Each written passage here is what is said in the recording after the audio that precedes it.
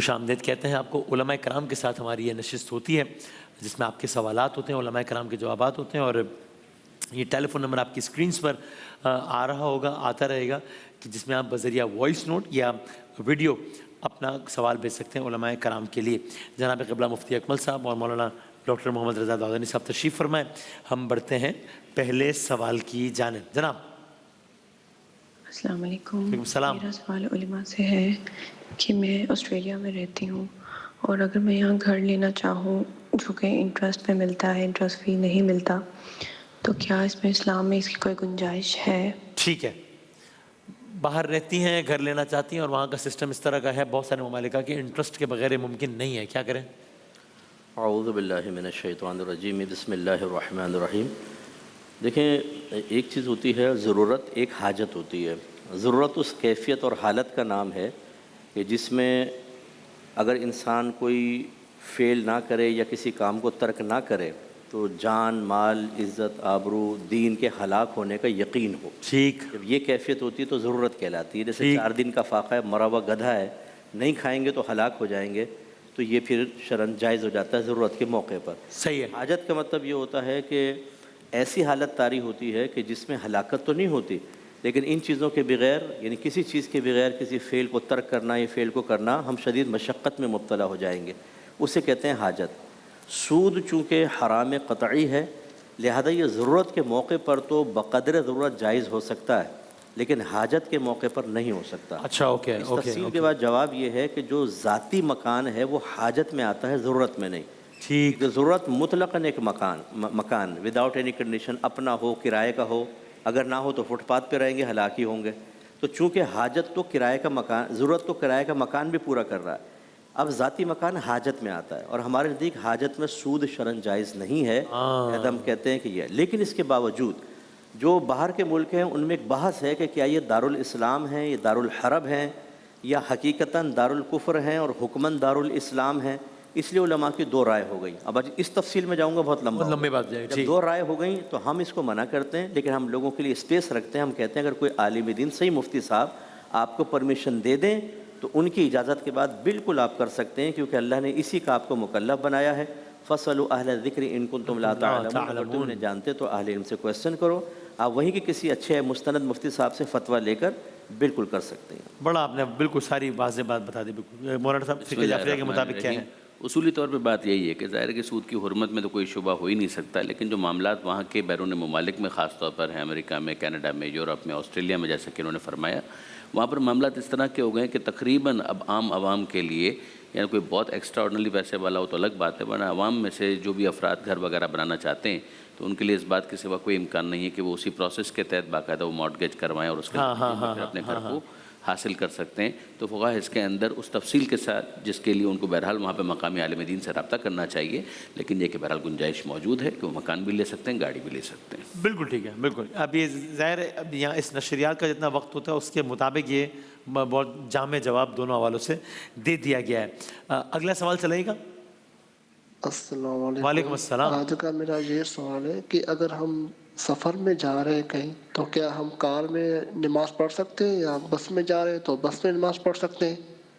سفر میں جا رہے ہیں تو گاڑی میں، بس میں نماز پڑھ سکتے ہیں؟ عام طور پر سفر میں جب بھی کوئی جا رہا ہوتا ہے، جیسے بس کی جو بات کی انہوں نے، تو بس والے عام طور پر لمبا جو سفر ہوتا ہے اس میں کہیں نہ کہیں گیپ کرتے ہیں، یعنی کبھی کھانے کا وقفہ ہو جائے گا، اتنا لمبا سفر ہو رہا ہے، 10 12 گھنٹے کا سفر ہو رہا ہے، تو اسی دوران جب کہ وہ گیپ کریں وہیں پر وہ نماز کا اہتمام کر لیں۔ اور چونکہ جمع بین الصلاتین کی ہمارے یہاں تو ویسے بھی گنجائش موجود ہے، سفر میں تو اور زیادہ اس بات کا امکان پیدا ہو جاتا ہے، تو ظہر اور عصر کی جو نماز ہے اس کو پیدر پہ پڑھا جا سکتا ہے۔ ظہر پڑھ لیں، پھر اس کے فوراً بعد عصر پڑھ لیں، اسی طرح سے اگر مغرب کا ٹائم ہو گیا تو مغرب پڑھ لیں، اس کے فوراً بعد عشاء کو پڑھ لیں، تو اس طریقے سے ان کی نماز کا یہ مسئلہ حل ہو جائے گا۔ ٹرین کے اندر ممکن ہے کہ اس طرح کی فیسلٹی اویلیبل نہ ہو، تو پھر ٹرین کے اندر جب ٹرین چل رہی ہے اسی میں اس طرح سے کہ ایک سکون کے ساتھ وہ کم سے کم اپنا نماز پڑھنے کا اہتمام کر لیں، اور اپنے موبائل کے ذریعے سے اس بات کا اندازہ کر لیں کہ کس طرف خانہ کعبہ ہے، قبلہ کی طرف رخ کر لیں اور اپنی نماز پڑھ لیں۔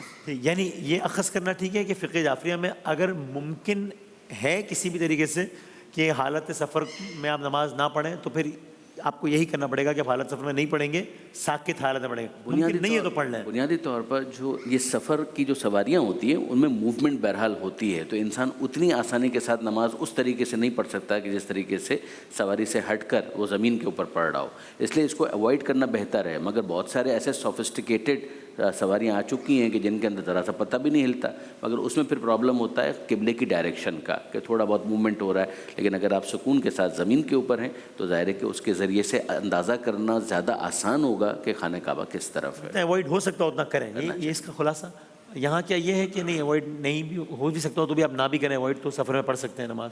جی، دو چیزیں ہیں بس یہاں، ایک تو ہے کہ اگر آپ فرض یا واجب ادا کر رہے ہیں تو ہمارے نزدیک اس میں سختی ہے۔ اچھا، استقرار علی الارض جس کو کہتے ہیں کہ قرار پکڑنا، ہلے نہیں، تو اتر کے ہی پڑھنی چاہیے۔ جیسے حضرت نے فرمایا کہ اگر یقین ہے کہ ٹرین اسٹیشن پہ رک جائے گی یا بس کسی اسٹاپ پہ رکے گی تو ویٹ کریں اور اتر کر یہ نمازیں پڑھیں۔ باقی سنن نوافل آپ بیٹھے بیٹھے پڑھ سکتے ہیں، اور اس میں استقبال قبلہ بھی شرط نہیں ہے، جس رخ سواری جا رہی ہے آپ اسی رخ پڑھ سکتے ہیں۔ صحیح اچھا، اب سیکنڈ آ گئی کہ ٹرین رک نہیں رہی جی ہاں، اور بس نہیں رک رہی، تو اس میں حکم یہ ہوتا ہے کہ ہم یہ کہتے ہیں ایک پتھر اپنے ساتھ ضرور رکھیں، چکنا کوئی پتھر گول سا اپنے ساتھ رکھ لیں، تاکہ اگر آپ کا وضو نہیں ہے تو وہیں آپ تیمم کریں اور اسی طرح بیٹھے بیٹھے آپ نماز پڑھ دیں۔ ٹرین میں جیسے فرمایا تھوڑا سا آسانی ہوتی ہے کہ کھڑے ہو کر آدمی استقبال قبلہ کو دیکھ کر ہل تو رہا ہے لیکن پڑھ سکتا ہے، بس میں تو اس کی بھی گنجائش نہیں ہوتی، لہٰذا پھر اس میں بھی جس طرح بس جاری ہے اسی رخ آپ نماز پڑھ لیں، آپ کی نماز انشاءاللہ ہو جائے۔ لیکن اگر ایسی صورت قبلہ کی مثال کے طور پہ ظہر کا ٹائم ہے فار ایگزامپل 12 سے 2 اور آپ 12 بجے سواری میں بیٹھا ہے کوئی بندہ اور اس کو پتہ ہے کہ 1 بجے سوا 1 بجے سواری رکنی ہے یا اسٹاپ پہ پہنچ جانا ہے، تو اس صورت میں اس کے لیے جائز نہیں ہے کہ گاڑی میں نہ پھر ہے؟ جائز نہیں، کیونکہ یقین ہے نا کہ اتر کے پڑھ سکتے ہیں، ہاں، پھر جائز نہیں۔ ٹھیک، بالکل ٹھیک، مناسب ٹھیک۔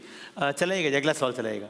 السلام علیکم، میرا سوال یہ ہے کہ اگر مرد کسی بھی وجہ سے واجب نماز مسجد کے بجائے گھر میں پڑھنا چاہے تو کیا شوہر اور بیوی ایک ساتھ ایک جگہ پر نماز ادا کر سکتے ہیں یا نہیں؟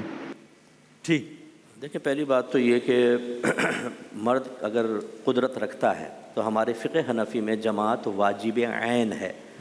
واجب عین کا مطلب ہر عاقل بالغ مسلمان مرد کے اوپر لازم ہے کہ مسجد میں جا کے نماز ادا کرے۔ صحیح ہے۔ اگر کوئی شرعی عذر نہیں ہے تو گھر میں پڑھنے سے نماز ہو جائے گی لیکن ترک جماعت کا گناہ ضرور ہوگا۔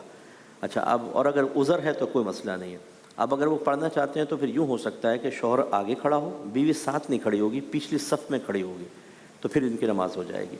جماعت کا تصور تو نہیں ہے اس میں؟ جماعت کے بتا رہا ہوں، بالکل جماعت کے کہہ رہا ہوں کہ اگر شوہر امامت کا اہل بھی ہو، اسے پتہ ہونا چاہیے کہ وضو کیا ہے، مفسدات نماز کیا ہے، واجب کیا ہے، سجدہ صاحب کیا ہے، پھر وہ بالکل آگے کھڑا ہو کر، اور بیوی پچھلے صف میں کھڑے ہوگی، کیونکہ اگر مرد ہوتے نا تو ساتھ ساتھ کھڑے ہوتے، لیکن عورت اگر ہے تو پچھلے صف میں کھڑی ہوگی، نماز ہو جائے گی جماعت۔ اور قبلہ وہ جو سوال آتا ہے کہ مسجد حرام یا اس طرح کی جگہیں کہ جہاں پر اب بیوی کی بات نہیں ہو رہی، ایک مرد اور عورت نامحرم کی بات ہو رہی ہے، کبھی کبھی آپ ایسی سچویشن میں ہوتے ہیں مقام ابراہیم کے پیچھے آپ نے نماز پڑھنی ہے کہ جہاں خواتین سے فاصلہ ممکن نہیں رہتا ہے نماز کے دوران، یا یہ کہ آپ نے نماز شروع کی تھا بالکل کوئی نہیں تھا اس دوران کہ کسی نہ، تو اس کی گنجائش بن جاتی ہے؟ ہاں، نہیں، فقہ حنفی میں اگر عورت سامنے ہوگی یا ساتھ کھڑی ہوگی اس مرد کی نماز فاسد ہو جائے گی۔ اچھا، چاہے جب اس نے نماز شروع کی تھی تب نہیں تھی عورت، اب آ گئی ہے تو بھی پھر الگ مسئلہ ہے، وہ بعد میں اگر آ گئی تو ایک الگ بات ہے، لیکن شروع سے ہی اس کو یہ احتیاط کرنی چاہیے کہ سامنے اور دائیں بائیں عورت نہ ہو۔ ٹھیک، اب وہاں تو بڑے مسئلے ہوتے ہیں، بہرحال جو فقہ حنفی کو جانتا ہے اس کو تھوڑی سی احتیاط کے ساتھ ہی ایسی جگہ کا انتخاب کرنا چاہیے کہ عورتیں انٹری نہ کر سکیں۔ اچھا، بالکل ان کو بلاک کر دیں۔ صحیح ہے۔ بنیادی طور پر ہمارے یہاں فقہ جعفری کے اندر نماز جماعت کیا کہنا، اس کا تاکید بھی ہے، ثواب بھی ہے، بہت زیادہ ہے کہ ایک نماز جو انسان اکیلے پڑھتا ہے اور اگر وہ مسجد میں جا کر پڑھ رہا ہے، جماعت کے ساتھ پڑھ رہا ہے، some times 25 times, multiple times اس کا ثواب بتایا گیا ہے، اور بے اتنائی کی وجہ سے اگر وہ نماز جماعت میں شریک نہ ہو رہا ہو تو یقیناً اس کو گنہگار بھی مانا جائے گا، لیکن یہ کہ بہرحال اپنی جگہ پر جماعت نماز کے اندر شریک ہونے کو واجب نہیں کہا گیا۔ صحیح۔ اور پھر اس کے بعد یہ ہے کہ وہ اپنے گھر میں اگر نماز پڑھ رہا ہے تو اس کا جو واجب ہے وہ ادا ہو جائے گا، فرض اس کا ادا ہو جائے گا، اور اگر خواتین میں سے کوئی ساتھ نماز پڑھ رہی ہے تو ایک بالش کا فاصلہ کافی ہے۔ یہ ایک بالش کا فاصلہ مینٹین کرنا اتنا مشکل نہیں ہوتا ہے، ایک بالش بہت آسانی کے ساتھ مینٹین ہو جاتا ہے، یعنی اگر خاتون برابر میں بھی کھڑی ہیں اور ایک بالش کا فاصلہ ہے کافی ہے، خاتون آگے بھی ہیں اور ایک بالش کا فاصلہ ہے تو کافی ہے، اور اگر پیچھے ہیں تو ایک بالش کا فاصلہ نہ بھی ہو تو بھی چلے گا۔ اور پھر جماعت نماز کے اندر تو وہی ہے کہ اگر مرد اگر امامت کرا رہا ہے اور خاتون ہے تو وہ پچھلی صف کے اندر کھڑی ہو جائیں اور نماز جماعت کے اندر نیت کر لیں تو بھی بالکل ٹھیک ہے، جماعت کا ثواب بھی مل جائے گا۔ بالکل ٹھیک ہے، مناسب۔ یہ اگلا سوال ذرا چلائے گا جی۔ کہ کیا ہم फॉर एग्जांपल 2-3 बजे सहरी करके हाँ हाँ और रोज़े की नियत करके सो सकते हैं, उसके बाद 6-7 बजे दोबारा मॉर्निंग में उठ के जब हमें कॉलेज जाना होता है तब हम फजर की नमाज़ पढ़ के चले जाएं, बिकॉज़ स्वीडन और पूरे यूरोप में सूरज जो है वो आजकल बहुत देर से निकलता है। सही है। हमारे पास 7, साढ़े 7, 8 बजे तक फजर की नमाज का टाइम होता है क्या?